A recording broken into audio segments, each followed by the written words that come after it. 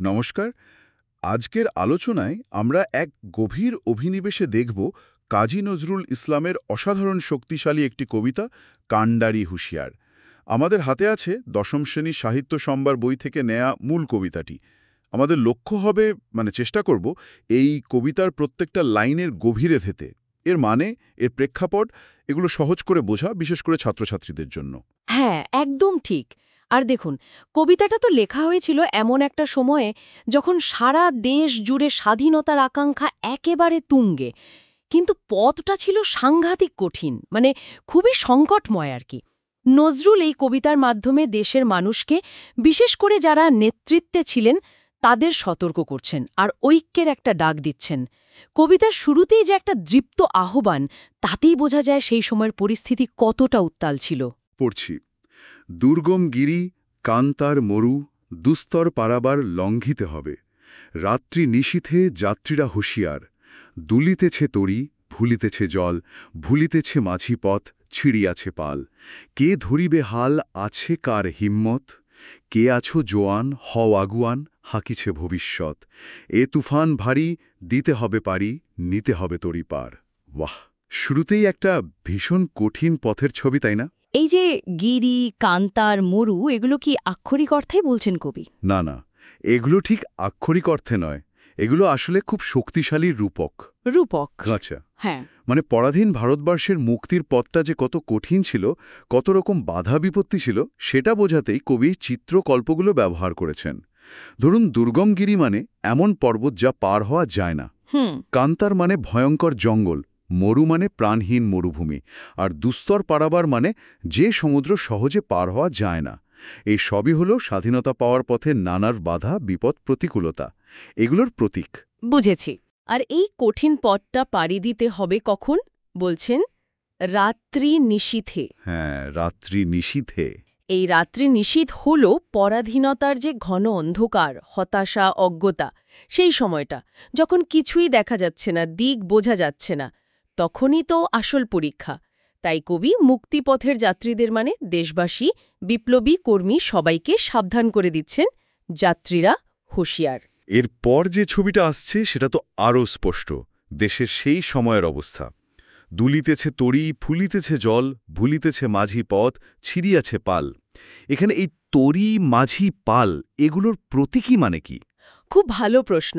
দেখুন, এখানে তরি বা নৌকা বলতে বোঝানো হচ্ছে দেশ বা জাতিকে, যেটা বিপন্ন, টলমল করছে। দুলিতেছে তরি। আচ্ছা। ফুলিতেছে জল মানে বিপদ বাড়ছে, পরিস্থিতি আরও খারাপ হচ্ছে, আরও উত্তাল।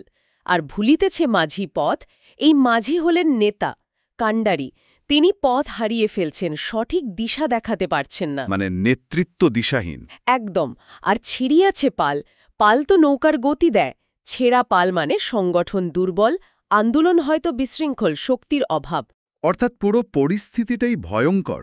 দেশ বিপন্ন, নেতৃত্ব বিভ্রান্ত, সংগঠন দুর্বল, একটা চরম সংকট। ঠিক তাই।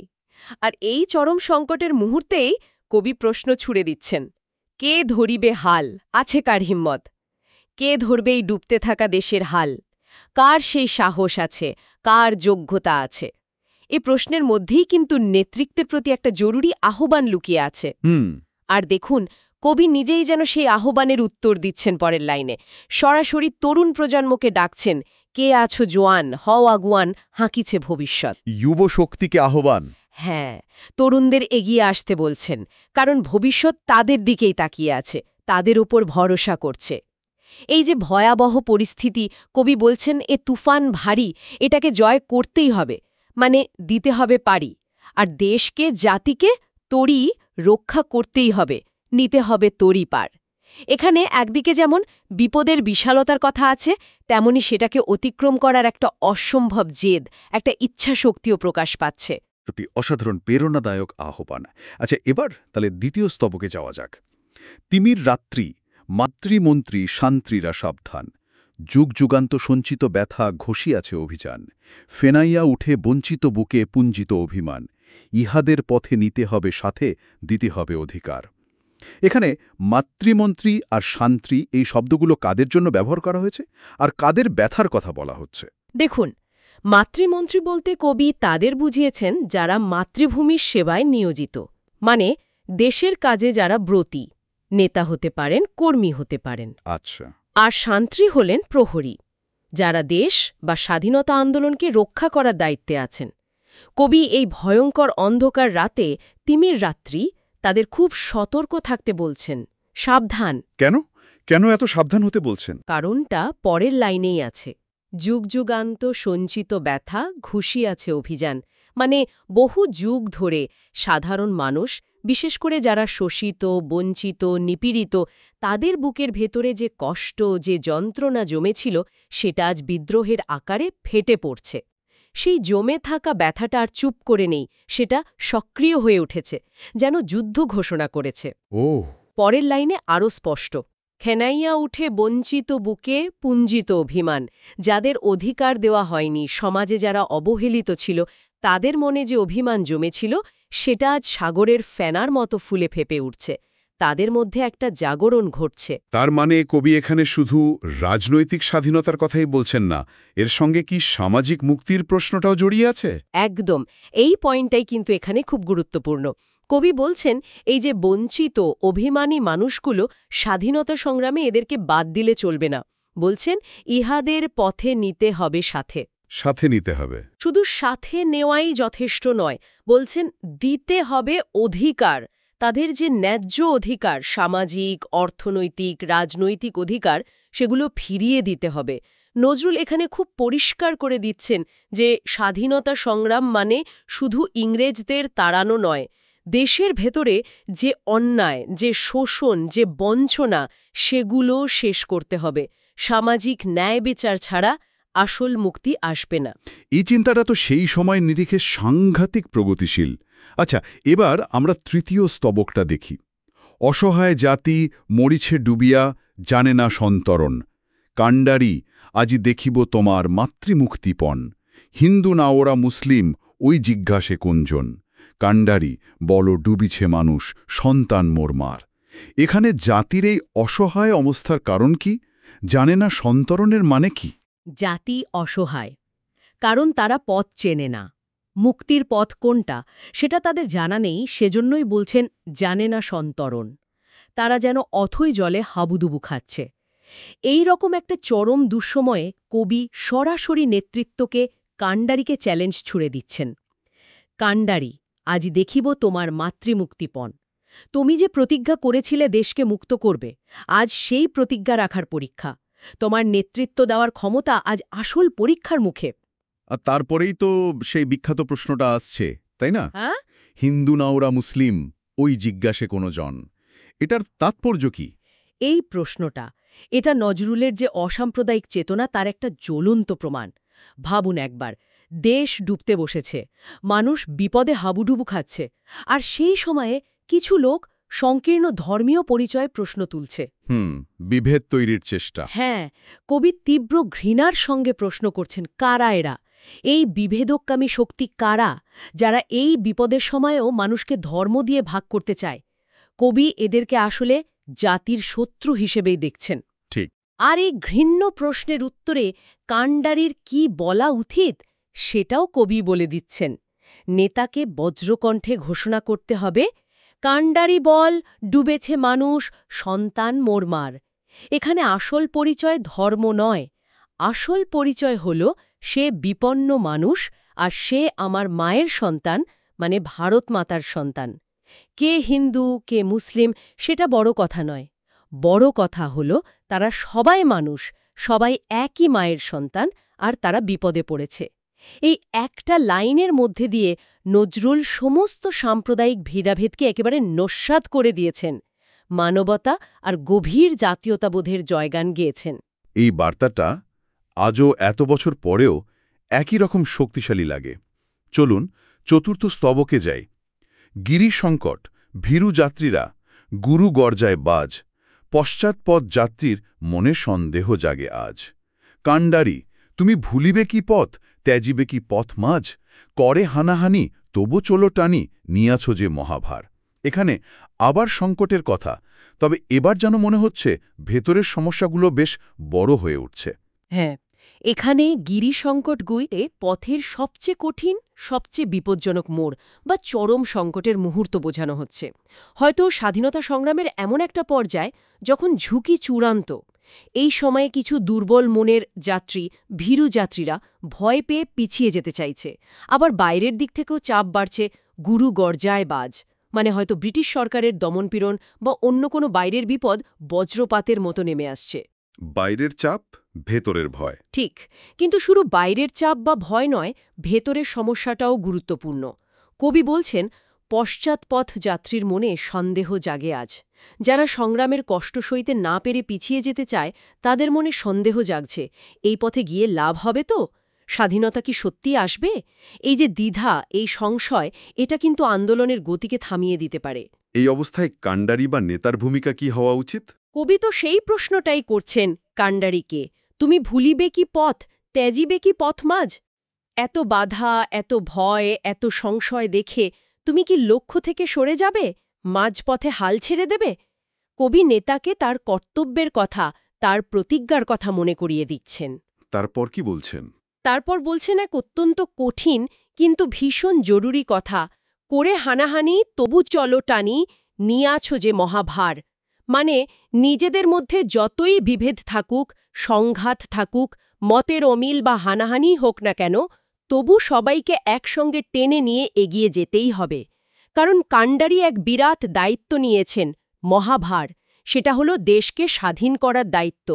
ভেতরের এই কোন্দল আর বাইরের চাপ দুটোই সামলে নেতৃত্বকে অবিচল থাকতে হবে, সবাইকে নিয়ে এগোতে হবে। এই সমন্বয়টা বজায় রাখা, এটা সত্যি একটা বিরাট চ্যালেঞ্জ ছিল নিশ্চয়ই। আচ্ছা, এবার পঞ্চম স্তবক। এখানে পলাশির প্রসঙ্গ আসছে।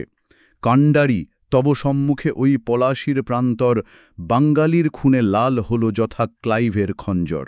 ওই গঙ্গায় ডুবিয়াছে হায় ভারতের দিবাকর, উদিবেশে রবি আমাদেরই খুনে রাঙিয়া পুনর্বার। পলাশির উল্লেখ কেন এখানে? এর তাৎপর্য কি? পলাশির উল্লেখ এখানে অত্যন্ত তাৎপর্যপূর্ণ। কবি কাণ্ডারিকে ইতিহাসে সেই কলঙ্কিত অধ্যায়ের কথা মনে করিয়ে দিচ্ছেন। পলাশির প্রান্তর তো শুধু একটা যুদ্ধক্ষেত্র নয়, ওটা বাঙালির তথা ভারতের পরাধীনতার শুরু, বিশ্বাসঘাতকতার প্রতীক। কবি বলছেন, ওই পলাশির মাটিতেই ক্লাইভের ছুরি, খঞ্জর বাঙালির রক্তে লাল হয়েছিল। আর ওই যুদ্ধের পরেই বাংলা তথা ভারতের স্বাধীনতার সূর্য দিবাকর যেন গঙ্গার জলে ডুবে গিয়েছিল, ডুবি আছে হায়। তার মানে কি এটা শুধু অতীতের দুঃখের কথাই বলছে, হতাশার কথা? না, এখানেই নজরুলের বিশেষত্ব। তিনি অতীত মনে করাচ্ছেন ঠিকই, কিন্তু হতাশায় ডুবে থাকতে বলছেন না। তিনি বলছেন, সেই যে সূর্য ডুবে গিয়েছিল সেটা আবার উঠবে, উদিবেশে রবি। আবার উঠবে? কিভাবে? কবি বলছেন, আমাদেরই খুনে রাঙিয়া পুনর্বার। অর্থাৎ অতীতের সেই লজ্জা, সেই গ্লানি মুছবে বর্তমান প্রজন্মের আত্মত্যাগের মাধ্যমে। বিপ্লবীদের রক্তের বিনিময়েই নতুন করে স্বাধীনতার সূর্য উঠবে। এখানে আত্মবলিদানের মাধ্যমে একটা নবজাগরণের, একটা পুনর্জন্মের শক্তিশালী বার্তা দিচ্ছেন কবি।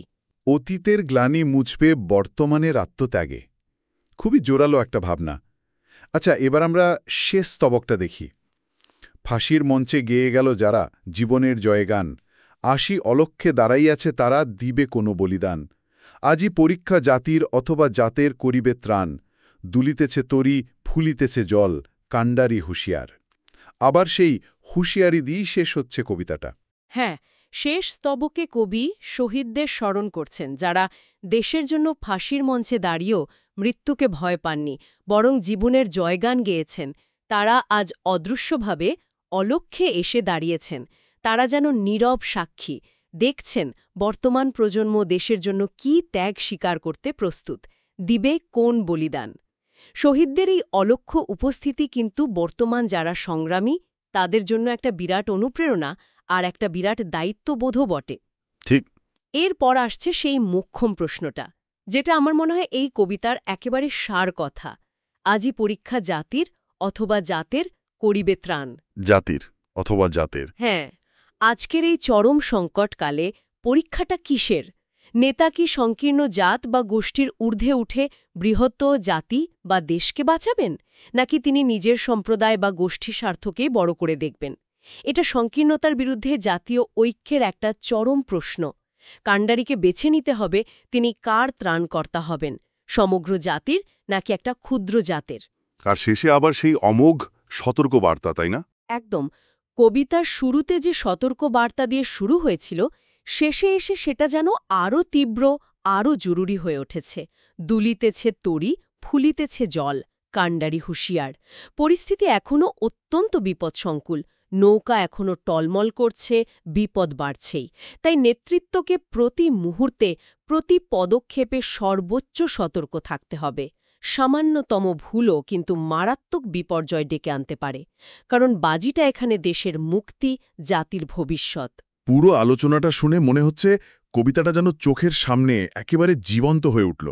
এর যে মূল বার্তাগুলো, সেগুলো যদি আমরা একটু গুছিয়ে বলার চেষ্টা করি তাহলে কি দাঁড়ায়? সংক্ষেপে যদি বলি, মানে কান্ডারি হুঁশিয়ার কবিতার মূল সুরগুলো তাহলে এরকম দাঁড়ায়। প্রথমত, ঐক্যের আহ্বান। চরম জাতীয় সংকটে, বিশেষ করে ভেতরের এবং বাইরের নানা প্রতিকূলতার মুখে দাঁড়িয়ে জাতিকে এক হওয়ার ডাক। ঐক্য। দ্বিতীয়ত, সাম্প্রদায়িকতার বিরুদ্ধে একটা জোরালো অবস্থান। সংকীর্ণ ধর্মীয় বা গোষ্ঠীগত বিভেদ যে কত বিপজ্জনক, সেই বিষয়ে সতর্কবার্তা, মানবতা ধর্মের ওপরে। ঠিক। তৃতীয়ত, নেতৃত্বের প্রতি বার্তা। একজন দৃঢ়, স্থির, দূরদৃষ্টি সম্পন্ন এবং সবাইকে নিয়ে চলার মতো ইনক্লুসিভ নেতৃত্বের যে কতটা প্রয়োজন সেটা বলা হয়েছে, যিনি সমস্ত বাধা, সমস্ত বিভেদ সত্ত্বেও জাতিকে সঠিক পথে চালিত করতে পারবেন। আচ্ছা। চতুর্থত, আত্মত্যাগের মহিমা। স্বাধীনতা পাওয়ার জন্য সাহস, জেদ এবং আত্মত্যাগের যে দরকার, সেটাকে মহিমান্বিত করা হয়েছে। পঞ্চমত, সামাজিক ন্যায় বিচার। সমাজের যারা বঞ্চিত, শোষিত, তাদের সংগ্রামে যুক্ত করার কথা এবং তাদের অধিকার প্রতিষ্ঠার ওপর জোর দেওয়া হয়েছে। মানে শুধু রাজনৈতিক মুক্তি নয়, সামাজিক মুক্তিও জরুরি। হ্যাঁ, এটা খুব গুরুত্বপূর্ণ দিক। ষষ্ঠত, ইতিহাস চেতনা ও অনুপ্রেরণা। অতীতের ভুল, যেমন পলাশী, তা থেকে শিক্ষা নেওয়া আর শহীদদের আত্মত্যাগ থেকে প্রেরণা পাওয়ার কথা বলা হয়েছে। আর সবশেষে এবং সবচেয়ে গুরুত্বপূর্ণ হল সর্বোচ্চ সতর্কতা। এই বিপদসংকুল পথে নেতৃত্বকে প্রতি পদে পদে অত্যন্ত বিচক্ষণতার সাথে আর চরম সতর্কতার, হুঁশিয়ারি সাথে চলার নির্দেশ দেওয়া হয়েছে। এই বার্তাগুলো শুনলে কিন্তু মনে হয় এগুলো শুধু ওই একটা নির্দিষ্ট সময়ের জন্য নয়, এগুলো যেন সবসময় প্রাসঙ্গিক। নিঃসন্দেহে, একদম তাই। ঐক্যের প্রয়োজন, বিভেদ বা বিভাজনের বিপদ, দায়িত্বশীল নেতৃত্বের গুরুত্ব, সামাজিক ন্যায় বিচার, অন্যায়ের বিরুদ্ধে রুখে দাঁড়ানোর সাহস, আত্মত্যাগের মূল্য, এগুলো তো চিরকালীন সত্য, তাই না? এই কবিতাটা শুধু আমাদের স্বাধীনতা সংগ্রামের সেই সময়ের আবেগ, যন্ত্রণা আর জটিলতাকেই তুলে ধরে না, বরং জাতীয়তাবোধ, মানবতাবোধ আর সংকট মোকাবেলার পথও দেখায়। ছাত্রছাত্রীদের জন্য এটা আমার মনে হয় শুধু পাঠ্যসূচির একটা কবিতা নয়, এটা তাদের দেশের ইতিহাস, সংগ্রাম আর মূল্যবোধের গভীরে ঢোকার একটা খুব শক্তিশালী মাধ্যম। যে কোনো কঠিন পরিস্থিতিতে, ভেতরের ও বাইরের নানান চ্যালেঞ্জের মুখে কিভাবে এক থাকতে হয়, কিভাবে নেতৃত্ব দিতে হয়, তার একটা জীবন্ত শিক্ষা আছে এই কবিতার মধ্যে। সত্যিই তাই। আচ্ছা, আলোচনার শেষে এসে একটা প্রশ্ন যেন মনে ঘুরপাক খাচ্ছে।